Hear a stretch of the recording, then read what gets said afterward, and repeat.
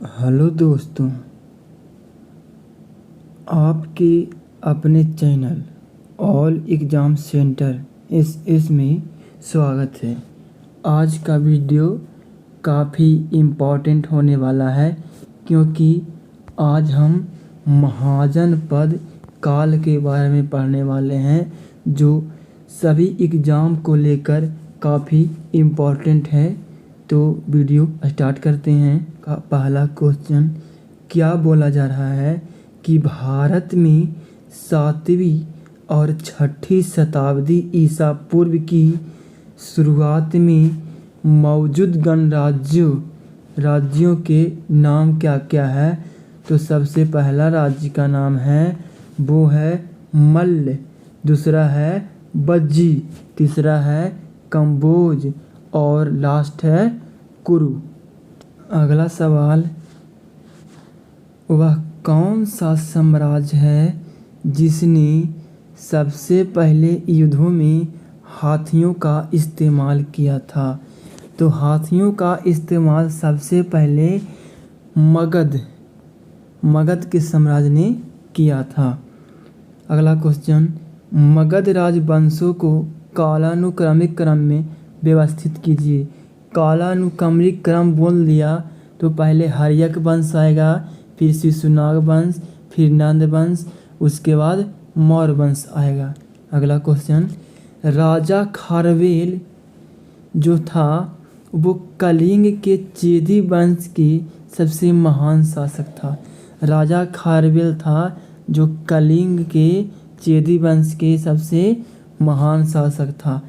झेलम नदी के तट पर यूनानी शासक सिकंदर ने किस किस सेना का सामना किया था। ये काफ़ी इम्पोर्टेंट क्वेश्चन है क्योंकि बहुत सारे एग्जाम में पूछ दिया गया है। तो इसका सही आंसर क्या होगा? पोरस। सिकंदर और पोरस की सेना ने किस नदी के विपरीत किनारे पर डेरा डाला था? तो वो था झेलम नदी। उसके बाद सिकंदर महान का अनुशिक्षक कौन था?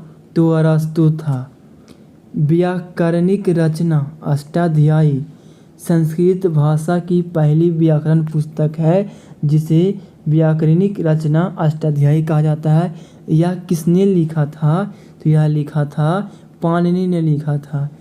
गौर्गी, मैत्रेय और कपिल का घर कहाँ था? तो मिथिला था।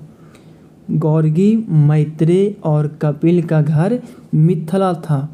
उसके बाद है कि 16 महाजनपदों में से गांधार की राजधानी कहाँ थी?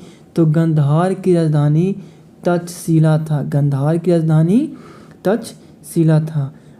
महाजनपदों के राजाओं ने किलों को इस प्रकार बनाया जिससे वह सुरक्षा दे सके। वर्तमान में तक्षशिला विश्वविद्यालय किस देश में स्थित है? तो पाकिस्तान में। ये काफ़ी इम्पोर्टेंट क्वेश्चन है दोस्तों क्योंकि कभी बहुत बार एग्जाम में पूछा गया है। प्राचीन भारत में श्रेणी व्यापारियों के संघ थे। श्रेणी था जो किसके संघ था? व्यापारियों के संघ था। सबसे महत्वपूर्ण महाजनपद कौन सा था? तो सबसे महत्वपूर्ण महाजनपद मगध था क्योंकि ये बहुत विशाल था। भगवान गौतम बुद्ध के जीवन काल के दौरान 7वीं और 6ठी शताब्दी ईसा पूर्व की शुरुआत में कितनी महान शक्तियाँ मौजूद थी? तो वो पूरा 16 था। जब मगध एक शक्तिशाली महाजनपद था, बज्जी वैशाली यानी बिहार में अपनी राजधानी के साथ सरकार के एक अलग रूप के अधीन था जिसे गण या संघ के रूप में भी जाना जाता था। कटंका किस जनजाति का राज था? तो वह था गोंड का। उसके बाद है कि किस बौद्ध ग्रंथ में 16 महाजनपदों का वर्णन है? तो अंगुत्तरा निकाय। सिकंदर महान ने वर्ष 326 ईसा पूर्व में भारत पर आक्रमण किया था। कब किया था? 326 ईसा पूर्व में। नंद वंश का पहला शासक कौन था? तो महापद नंद। नंद वंश का अंतिम शासक कौन था? तो धनानंद। उसके बाद है भारतीय समुद्र तट के साथ स्थित बंदरगाहों के सूचीबद्ध करने वाली ग्रीक यात्रा पुस्तक कौन थी? तो पेरिप्लस मैरिस एरिथ्रेई। पेरिप्लस मैरिस एरिथ्रेई। ये काफ़ी इम्पोर्टेंट क्वेश्चन है क्योंकि कई बार एग्जाम में आ चुका है। प्रसिद्ध चिकित्सक जीवक को किसके दरबार द्वारा नियुक्त किया गया था? तो बिंबिसार के द्वारा। अजात शत्रु हर्यक वंश का एक शासक था। किसका पुत्र था? बिंबिसार का। बिंबिसार का पुत्र था अजात शत्रु, जो हर्यक वंश का एक शासक था। सिंहासन पर बैठने के लिए किस शासक ने अपने पिता बिंबिसार की हत्या कर दी थी? तो अजात शत्रु था, जो सिंहासन पर बैठने के लिए अपने पिता बिंबिसार को ही हत्या कर दिया था।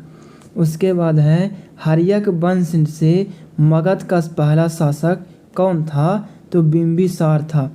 कौन मगध के शक्तिशाली शासकों में से एक था? तो बिंबिसार था। नेक्स्ट क्वेश्चन, हर्यक वंश के भारतीय शासक का नाम क्या था जो अजातशत्रु के पुत्र थे, जिन्होंने पाटलिपुत्र शहर की नींव रखी थी?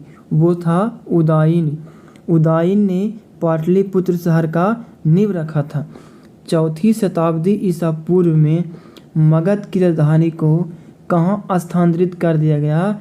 तो वो था पाटलिपुत्र। प्राचीन काल में भारत के किस क्षेत्र को अवंतिका के नाम से भी जाना जाता था? तो वो था मालवा, जो उज्जैन में पड़ता है। उसके बाद है कामरूप भारत के किस क्षेत्र का प्राचीन नाम था? तो असम था। पुरुषपुरा किसका दूसरा नाम है? तो पेशावर का दूसरा नाम है। प्राचीन भारतीयों को बर्मा, जो अब म्यांमार में के पड़ता है, तो प्राचीन भारतीयों को बर्मा के बारे में कैसे पता चला? स्वर्ण भूमि से। स्वर्ण भूमि से। महाजनपद युग के दौरान उज्जैन अवंती की राजधानी थी। उज्जैन कहाँ की राजधानी थी? अवंती की राजधानी थी। उसके बाद है कि 4वीं शताब्दी ईसा पूर्व से पहले मगध की राजधानी कहाँ थी? तो राजगृह थी। मगध की राजधानी राजगृह थी। किसके साम्राज्य पर महापद नंद का शासन हुआ? तो मगध पर। वीडियो में लास्ट तक बने रहने के लिए धन्यवाद। अगर आपको वीडियो पसंद आए तो अपने दोस्तों को ज़रूर शेयर करें। जय हिंद।